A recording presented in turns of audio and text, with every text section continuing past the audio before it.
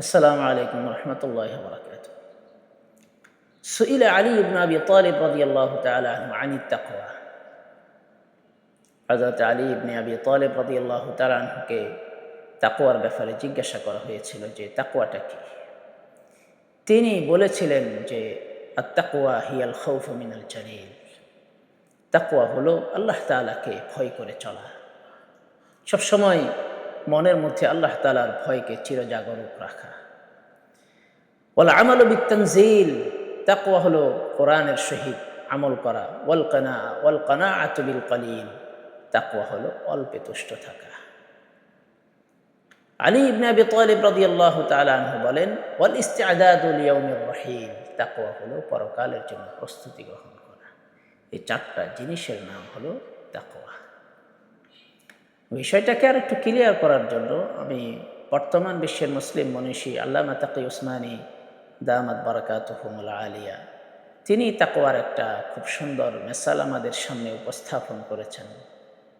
তিনি বলেন, একবার আমি আমেরিকায় গিয়েছিলাম।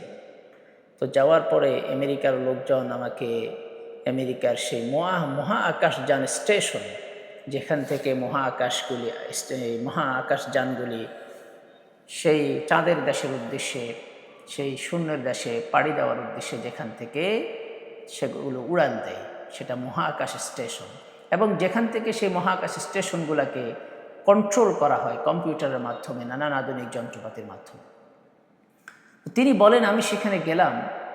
যাওয়ার পরে আমাকে সেখানে নিয়ে যাওয়া হলো। তো আমি গেট দিয়ে ঢুকলাম। ঢুকার পরে দেখলাম যে গেটে কোনো নিরাপত্তা রক্ষী নেই, ভেতরে কোনো নিরাপত্তা রক্ষী নেই। মানুষজন আসছে এবং যাচ্ছে। এবং সেই কন্ট্রোল রুম যেটা আছে, যেখান থেকে মহাকাশযানকে কন্ট্রোল করা হয়, সেখানে মানুষ গিয়ে দেখছে গ্লাস, চতুর্দিকে গ্লাস বেষ্টিত একটা রুম।